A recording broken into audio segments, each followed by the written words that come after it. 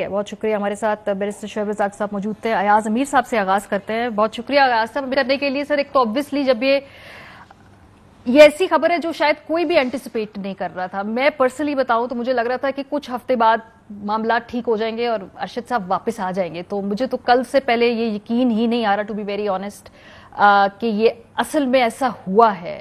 آپ کو آ رہا ہے یقین؟ جب یہ پہلے خبر سنی تو بالکل یقین نہیں آیا. میں نے کہا کوئی ہوکس ہے، یہ غلط خبر ہے. میں آج لاہور میں تھا اور لاہور آپ یقین مانیے کہ کچھ خریداری کی اپنے وہ کلب جہاں رہتے ہیں، بے اختیار جو کاؤنٹر پہ بیٹھا تھا ایک آدمی، کوئی اور تھا، اس نے ارشد شریف کی بات کی. میں شام کو اپنے گاؤں میں آ گیا ہوں. یہاں گاؤں کے لوگ جو ہیں وہ ملے تو ان کا دیکھیں جی کیا ہو گیا ہے. تو یہ ایک جس نے بھی سنی، جہاں تک بھی یہ خبر پہنچی، ایک قسم کا نا یقین کرنے والا، جیسے سکتے میں آدمی آ جاتا ہے. اور صرف یہ نہیں کہ ایک جوان آدمی صحافی یہ ہے وہ ہے، وہ اس تناظر میں کہ اس ملک میں ہمارے ہو کیا رہا ہے. اب وہ یہ واقعہ جو ہے کینیا میں ہوا، پاکستان میں نہیں ہوا. لیکن یہ بات تو ہم سب جانتے ہیں نا کہ ارشد شریف کو پاکستان چھوڑنا پڑا، اور وہ اپنے شوق یا مرضی سے انہوں نے دیش نہیں چھوڑا. اور پھر یہ جو آپ نے بھی اپنے ابتدائیہ ریمارکس میں بتایا کہ دبئی میں بھی وہ نہیں رہ سکے. یہ کیسی چیز ہے؟ مطلب آپ کتنا تنگ ایک زمین جو ہے کسی کے گرد ہونی چاہیے. دبئی میں کیا پرابلم تھا؟ یہاں تھا. اس کی خبریں رپورٹیں جو ساری تھی وہ کھٹکتی تھی، لوگوں کو پسند، کئی لوگوں کو پسند نہیں تھی، کئی نشانہ بنتے تھے. ٹھیک ہے، سمجھ لیں. یہاں پہ جو اونچے لوگ بیٹھے ہوتے ہیں وہ کوئی اوور سینسٹیو ہو جاتے ہیں، زیادہ ہی جسے انگریزی میں کہتے ہیں تھن سکنڈ ہو جاتے ہیں. ٹھیک ہے، اور ملک چھوڑ گیا ہے، دبئی میں تو رہنے دیں، وہاں سے نہیں. اب کینیا گیا ہے. اب کینیا میں کون جانے، آسمان ہی جانے کہ وہاں کیا ہوا، کیسے ہوا. آپ نے کینیا پولیس کا بھی بتایا، پر وہ ہم کڑیاں ملا سکتے ہیں، اسپیکولیٹ کر سکتے ہیں. ہمارے سامنے وہ ساری چیزیں، وہ فیکٹس تو نہیں ہیں. لیکن جو ٹریجڈی یہ ہے کہ وہ ایک شخص جو ہے نوجوان، بے باک، نڈر صحافی تھا، انٹیلیجنٹ صحافی تھا، وہ اپنے دیش میں نہ رہ سکا. وہ کوئی ٹیررزم تو نہیں کر رہا تھا، کوئی اور تو کوئی بم تو نہیں بنا رہا تھا. وہ اپنے وہ فرائض انجام دے رہا تھا. لیکن اس معاشرے کا آپ حالت دیکھ لیجیے کہ ٹالرنس لیول یہ ہے، اور پھر ہم کہتے نہیں کہ یہاں سے نکلے وہ نکلے، مجبوراً جانا پڑا. تو ٹریجڈی یہ ہے. ٹھیک بات ہے. یہ ویسے ایاز صاحب تو کہہ رہے ہیں، سمیع صاحب، کہ وہ کوئی دہشت گردی نہیں کر رہے تھے، لیکن ماشاءاللہ 26 پرچے یہاں پہ ہوئے تھے نا ارشد کے اوپر. وہ جا کے بیلیں کرا رہے، اسلام آباد ہائی کورٹ جا رہے ہیں. آپ پہ بھی میرا خیال ہے پرچے ہوئے مشترکہ. اس دکھ، یہ دکھ آپ کا سانجھا تھا دونوں کا نا، کہ اب وہ پرچے کر رہے ہیں، ملک سے جا رہے ہیں، پھر وہاں سے آگے جا رہے ہیں. اس کے باوجود وہ بڑا خطرناک کوئی کام کر رہے تھے، بڑے خطرناک ہو گئے تھے. کہ اس کے علاوہ مطلب دیکھیں، جو ابھی ایاز امیر صاحب نے وہ اس کو سمندر کو کوزے میں بند کر دیا ہے، اس پوری ٹریجڈی کا جو سب سے اہم حصہ، جو آج جس وقت عمران خان صاحب ارشد شریف کے گھر گئے تو اس کمرے میں میں بھی تھا جہاں ان کی والدہ سے ان کی بات ہوئی. تو ان کی والدہ، ان کی آنکھوں میں آنسو تو ضرور تھا، لیکن کوئی آواز میں کسی طرح کی لغزش نہیں تھی، جذبے میں کوئی کمی نہیں تھی. انہوں نے کہا کہ میں ایک ہاؤس وائف ہوں، لیکن مجھے آپ بتائیے گا، جہاں مجھے کہیں گے میں کھڑی ہو جاؤں گی. ہمارے ملک کو چوروں سے بچا لیجئے. یہ جو ہمارا ملک ہے اس کو آزاد کر کے ہمیں ہمارے حوالے کر دیں.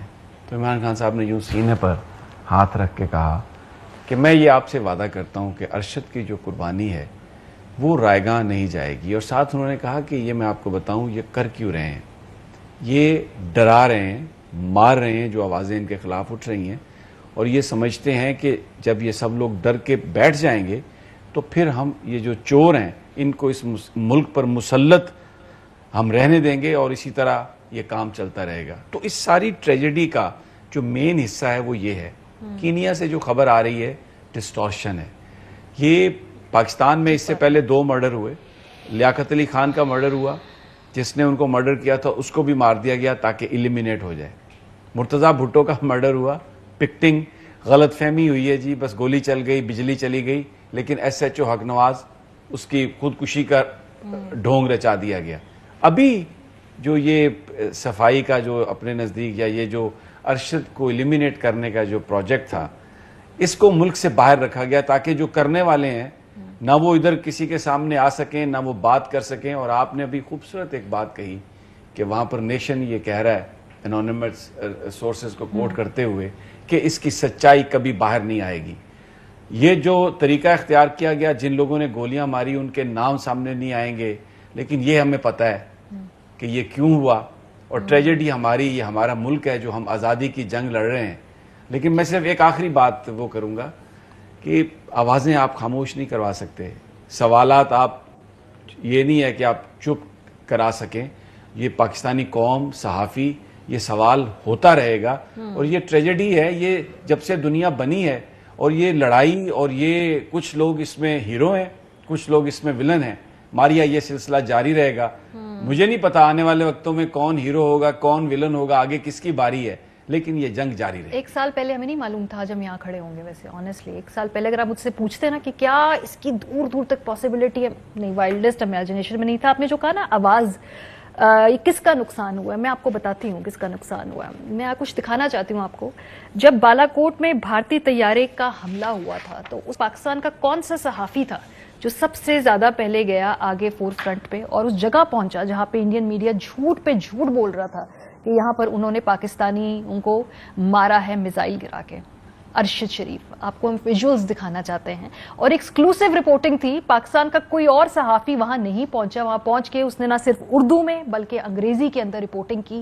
اور مجھے یاد ہے کہ میں اس وقت سیٹ پہ تھی اور مجھے خاص طور پہ یہ کہا گیا کہ انگریزی میں ایک سوال ضرور پوچھیں تاکہ بین الاقوامی دنیا کو یہ خبر جائے کہ یہاں پر کیا ہوا ہے, کیونکہ ہماری زیادہ تر رپورٹنگ اردو میں ہوتی ہے. تو وہ انٹرنیشنل نیوز آؤٹ لیٹس کے لیے جو ساؤنڈ بائٹ تھا وہ ارشد نے دیا تھا. ہم آپ کو وہ ویژولز دکھانا چاہتے ہیں جب ارشد وہاں پہنچے. بڑی سردی تھی وہاں پہ, مجھے یاد ہے فروری کا دن تھا اور وہ پتہ نہیں کیسے پہنچا ہے وہاں پہ. سو یہ جو ریاست کا بیانیہ آگے بڑھانے میں اور ریاست کا کیس فائٹ کرنے میں اگر جو سب سے توانا آواز کوئی تھی اس ملک میں, وہ ارشد تھا, اس میں شامل تھا. تو نقصان کس کا ہوا, یہ ٹریجڈی کس کی ہوئی؟ اس کے علاوہ جب قبائلی علاقوں میں آپریشن ہوتے تھے تو وہاں پر جا کر یہ ارشد رپورٹنگ کیا کرتے تھے. اس وقت بھی یہ کوئی آسان کام نہیں تھا. 2 مرتبہ تو میں جانتی ہوں کیسی سچویشن میں ارشد تھے جہاں پہ ایکچولی ان کی جان جا سکتی تھی. کئی دفعہ ان کے سر پہ گن رکھی گئی. ان کی ٹیم بتاتی ہے کہ کس طریقے سے وہ وہاں سے نیگوشیٹ کر کے نکلے. انہوں نے وہاں پہ اس دن کلمہ پڑھ لیا تھا کہ شاید آج یہ ہمارا آخری دن ہوگا. اور وہاں پر بھی ارشد اور ان کی ٹیم اور ایئر وائی نیوز کے ساتھ بھی ریاست کے بیانیے کو آگے بڑھانے کے لیے یہ مشکل ٹاسک کیا کرتے تھے. تو اس آواز کے خاموش ہونے میں کس کا نقصان ہوا سب سے بڑا؟ ریاست کے بیانیے کی ایک توانا آواز آج بند ہوئی. دورہ روس کی رپورٹنگ میں ہم نے دیکھا ارشد وہاں پر بھی گئے. مطلب جتنے بھی یہ جو مشکل اور یہ جو کنٹروورشل ٹاپکس جس کے اوپر ضرورت تھی اس وقت کہ بھائی ایک سٹرانگ سٹانس لیا جائے, ارشد سٹیپڈ اپ. وہ روس گئے, وہاں پہ انہوں نے رپورٹنگ کی. اگین آلموسٹ وہ سب زیرو ٹیمپریچر تھے. واپس آ کے وہ سٹوریز بھی سناتے کہ کیسے باہر کھڑے ہو کے ان کے جو ناک اور کان جو ہے وہ جم جایا کرتے تھے, لیکن گئے وہاں پہ رپورٹنگ کی. اور اس کے نتیجے میں ریاست نے, بائی دا وے, یہ کسی ایک انڈیویجول نے نہیں, ایک ریاست نے تمغہ برائے حسن کارکردگی ارشد صاحب کو دیا تھا. یہ کسی ایک کے کا اختیار نہیں ہوتا ہے, یہ کوئی آپ کے پیچھے کچھ ڈیکیڈز کا کام ہوتا ہے, کوئی اکمپلشمنٹس ہوتی ہیں جس کے بنیاد پہ آپ کو یہ تمغہ دیا جاتا ہے. اور آپ کو ہم ویژولز دکھا رہے ہیں کہ کس طرح ریاست پاکستان نے آنر کیا تھا اس وقت ارشد شریف کو. تو اس آواز کے بند ہونے سے جو ٹریجڈی کی بات کر رہے ہیں یہاں پر سمیع ابراہیم صاحب, تو ٹریجڈی تو ریاست پاکستان کی ہے کہ یہ توانا آواز کس کے بیانیے کی آج خاموش ہوئی ہے؟ ریاست پاکستان کی آواز خاموش.